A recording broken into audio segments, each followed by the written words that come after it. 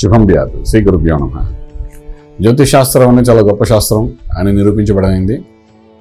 మీ అందరికీ తెలుసు, ఆంధ్ర రాష్ట్రంలో జరిగిన ఎలక్షన్స్ దాని హడావిడి మనం చూసాం. మనం ముందుగానే చెప్పిన చక్కగా అన్ని ఛానల్స్లో కూడా చెప్పడం జరిగింది, టీవీ 9లో కూడా చెప్పడం జరిగింది.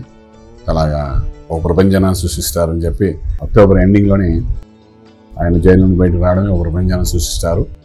అలాగే జనసేన పార్టీ కూడా బలోపేతమైంది. అలాగే పవన్ కళ్యాణ్ గారి జాతకం కూడా బాగుంది. రకరకాలుగా మనం చెప్పుకున్నవన్నీ సక్సెస్ఫుల్గానే 8 నెలల ముందు మనం చెప్తున్న ప్రతి ఒక్క పాయింట్ పర్ఫెక్ట్గా అది మ్యాచ్ అయ్యి ఒక యోగానికి వెళ్ళినట్టు మనం చూసాం. ఆంధ్ర రాష్ట్రంలో ఒక చిన్న మార్పు, రాజధాని ఏర్పాటు, తర్వాత very first day of the July అందరికీ పెన్షన్స్ రావడం, దాని గురించి చాలా అద్భుతంగా అందరూ చెప్పుకోవడం. అంటే 1వ తారీఖు అలా పెన్షన్ ఇవ్వగలిగారు అంటే, అనుకున్న పెన్షన్ ఇవ్వగలిగారంటే ఒక ట్రాక్లోకి వచ్చినట్టే. ప్రభుత్వం ఆల్మోస్ట్ ఒక 20 రోజుల్లోనే ఒక మంచి ట్రాక్లోకి వచ్చినట్టు మనకు అనిపిస్తుంది.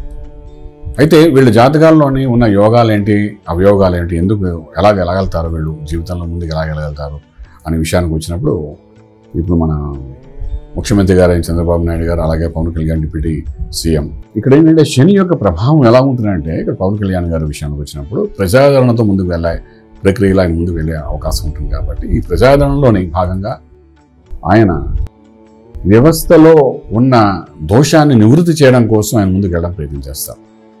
అందులో భాగంగా ఇంటింట వెళ్ళడం, ప్రతి ఒక్కరి దృష్టిలో ఆయన పడడం, అధికారంతో వెళ్ళడం వేరు, అనధికారంగా వెళ్ళడం వేరు. సో అధికారంగా ఉండి అధికారికంగా ఆయన వెళ్ళి ప్రజల్లో మన్నన పొందడానికి, అంటే ఇప్పటి వరకు ఓట్ బ్యాంకింగ్ ఇస్ డిఫరెంట్. 21 సీట్లు రావడం, 21 ఇస్ డిఫరెంట్ థింగ్.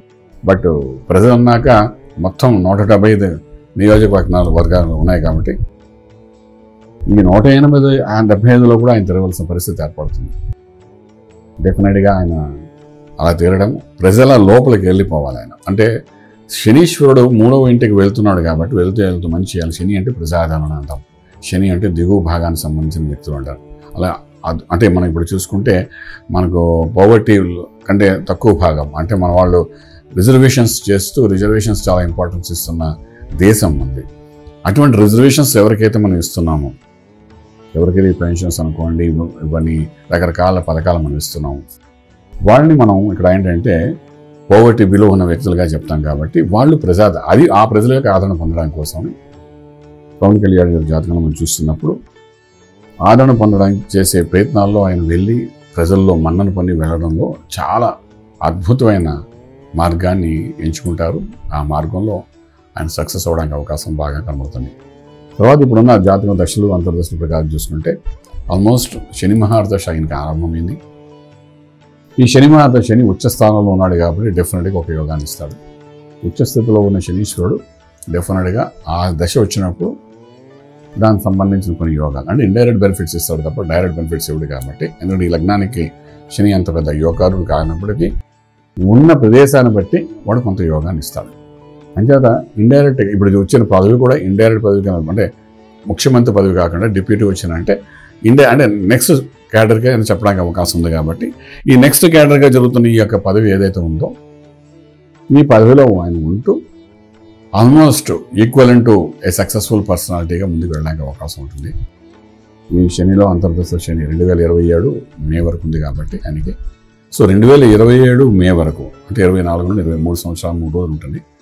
ఈ యొక్క 3 సంవత్సరాలు మొత్తం పంట దున్నినట్టు రైతు, మళ్ళీ అంతరం చేసుకోండి, రైతు పంట దున్నినట్టు, వరి పంట వేసినట్టు, ధాన్యం తీసినట్టు, అలాగా భూమిలోకి ఎలా అయితే చొచ్చుకుపోతుందో నాగలి, ఆ విధంగా ఆయన ప్రజల్లోకి చొచ్చుకుపోయి ఈ 3 సంవత్సరాలు ఎంత చేయగలిగితే అది కొన్ని సంవత్సరాలకు సరిపడా పంటగా మిగిలిపోతుంది ఆంధ్ర రాష్ట్రంలో.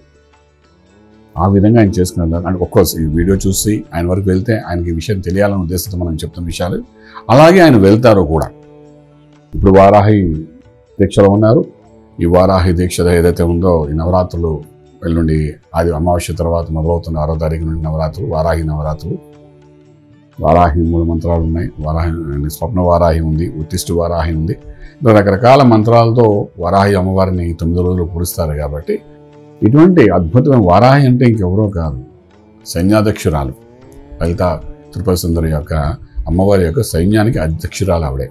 అంటే విశ్వమంతటికి యుద్ధంలో ఆవిడ అధ్యక్షురాలుగా ఉండి యుద్ధంలో గెలవడానికి, రాక్షసుల్ని చంపడానికి అమ్మవారు ఎప్పుడైతే ప్రయత్నం చేశారో అప్పుడు సైన్యాధ్యక్షుడిగా ఆవిడ ఉండి యుద్ధం చేసి ఆ యుద్ధంలో ఆవిడ గెలిచి గెలుపు లలితమ్మవారికి ఇప్పించింది.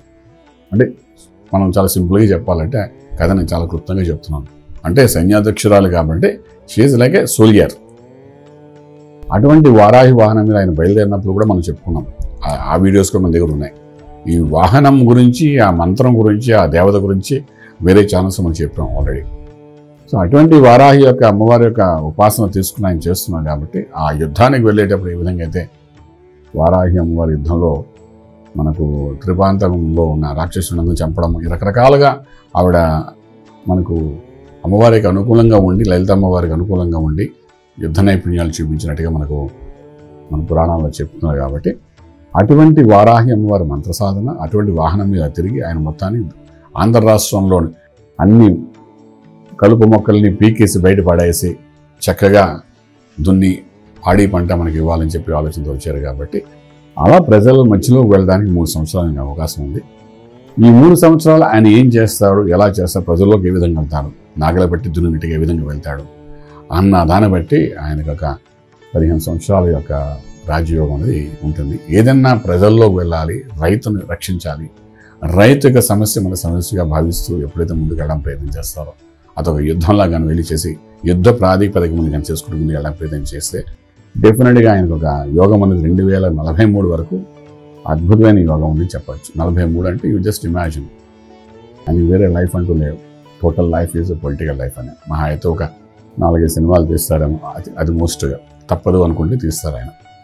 But ultimately he is in political line, అందులో ఏమాత్రం సందేహం లేదు. అలా ఉన్నప్పుడు ఆయనకు అనుభవం కూడా కావాలి. కాబట్టి ఈ అనుభవానికి సంబంధించిన వరకు ఇప్పుడున్న ముఖ్యమంత్రి గారు ఎవరైతే ఉన్నారో చంద్రబాబు నాయుడు గారు, ఆయనలో కూడా చాలా మార్పు వచ్చింది మనం చూస్తున్నాం. రకరకాల మార్పులు కనబడుతున్నాయి ఆయనలో. ఆయన ఆల్మోస్ట్ 72 క్రాస్ అయిపోయారు. కాబట్టి ఇంకా ప్రజా జీవనంలో ఉండాలి, దేని మీద ఆశ ఎక్కువ పెట్టుకోకు, ప్రజలకు సేవ చేయాలన్న ఆలోచనతో ఆయన మార్పు మనం చూస్తున్నాం.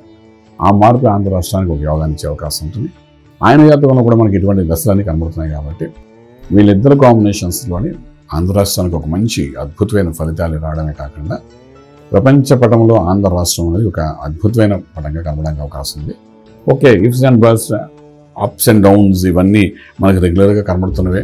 ప్రతిపక్షం లేకపోయినప్పటికీ కూడా ప్రతిపక్షం లేనప్పుడు ఇంకా జాగ్రత్తగా ఉండాలి ప్రజల్లోకి వెళ్ళి అనే విషయానికి ఆయన సూచనగా మన 1వ తారీఖు నాడు పెన్షన్ అనేది కరెక్ట్గా పడినట్టుగాను.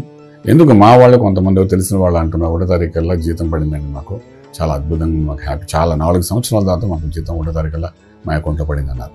నేను నిజంగా ఆశ్చర్యం వేసింది. నిజంగా అమ్మవారి దేవాలయం మనం చెప్పిన జ్యోతిషం ఫలితం రావడం, అలాగే అక్కడున్న ప్రభుత్వం కూడా అదే విధంగా చేయడం చూస్తుంటే చాలా ఆనందంగా ఉంటూ ఈ వీడియో చేశాం. ఇదే విధంగా కంటిన్యూ అవుతుంది. ఆంధ్ర రాష్ట్ర ప్రజలకు మరొకసారి చెప్పబోతున్నాను. పవన్ కళ్యాణ్ గారు ప్రజల్లోకి వెళ్ళి రైతు ఏ విధంగా దున్నుతాడో, భూమిని దున్ని వరి పంట ఎలా పండిస్తారో అలాగా కలుప మొక్కలన్నిటిని తీసి చక్కగా భూమిని దున్ని పండించినట్టుగానే ఆయన ఆంధ్ర రాష్ట్రం మొత్తం అంతా సస్యశ్యామలంగా ఉండేటట్టుగా చూసే బాధ్యత ఆయన తీసుకుంటారని పూర్తిగా జాతకంలో కనబడుతుంది. 2027 మే వరకు ఆయన చేసే పని అదే. అంచేత కరప్షన్ అన్నది పూర్తిగా కాకపోయినప్పటికీ కొంత నిర్మూలన అవ్వడానికి అయితే అవకాశం బాగా కనబడుతుంది ఈ యొక్క ఇద్దరి యొక్క కాంబినేషన్లోని. ఇలా ముందు వెళ్ళాలని కోరుకుంటూ రాజమార్గంలో రాజయోగం పొందాలని ఆంధ్ర రాష్ట్ర ప్రజలని కోరుకుంటూ ఈ వీడియోని కంప్లీట్ చేస్తాను. శుభం బియాత్.